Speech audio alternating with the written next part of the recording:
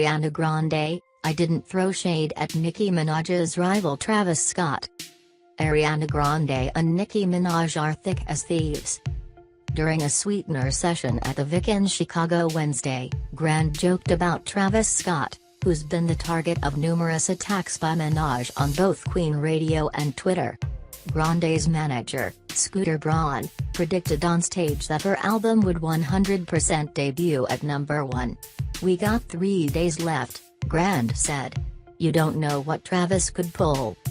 Around 2 p.m. Thursday, Grande posted a series of tweets, reiterating she was only kidding. "I adore Travis and Kylie and I love the Astroworld album. A joke is a joke. Watch the video. Stop using me for clickbait so I can come online and celebrate my number 1 2 PLS. Hip hip hooray. I'm over the moon, thank you. Also everything, literally almost everything I say for comedic effect and never serious, like I'm always on. If ever you think I'm being shady, I'm just going for the laugh. If I'm being fr shady, you'll know I'm a V-loving lil babe. Anyway, I just had to say that BC, I love everyone a lot and that ain't accurate or journalism," the pop princess tweeted. "Okay, love you."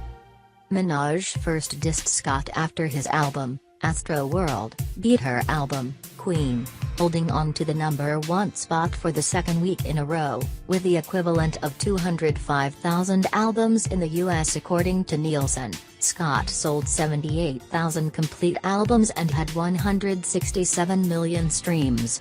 Queen, by contrast, debuted with 185,000 equivalents, including 78,000 sales and 129 million streams.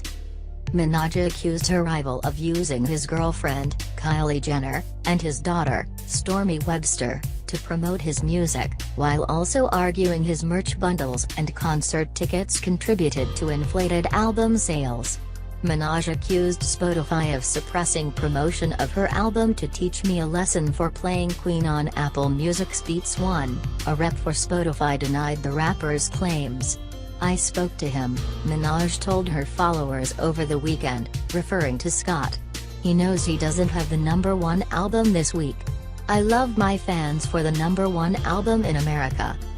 Neither Jenner nor Scott have publicly responded to Minaj's tirades.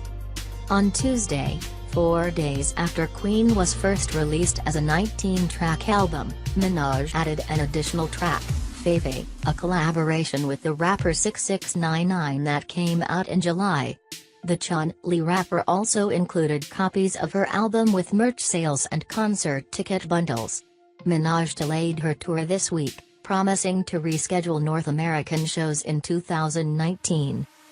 Grande is featured on Bed, the 6th track on Queen, while Minaj is featured on The Light Is Coming, the 3rd track on Sweetener. Minaj's album was originally slated to drop in June, but it was delayed until August 10th due to her perfectionism. In late July, while attempting to clear a Tracy Chapman sample used in one of her songs, Minaj asked fans whether she should push back her album release until August 17th, the same date Grande was releasing Sweetener, her highly anticipated 4-studio album. Rather than view Minaj as competition, Grande laughed off their rumored rivalry on Twitter. "That's my f***ing sister. She's clearing a sample," she wrote on Twitter, in part. "These numbers don't mean as much to the artist as they do to you all." Similarly, Minaj tweeted, "I love this woman.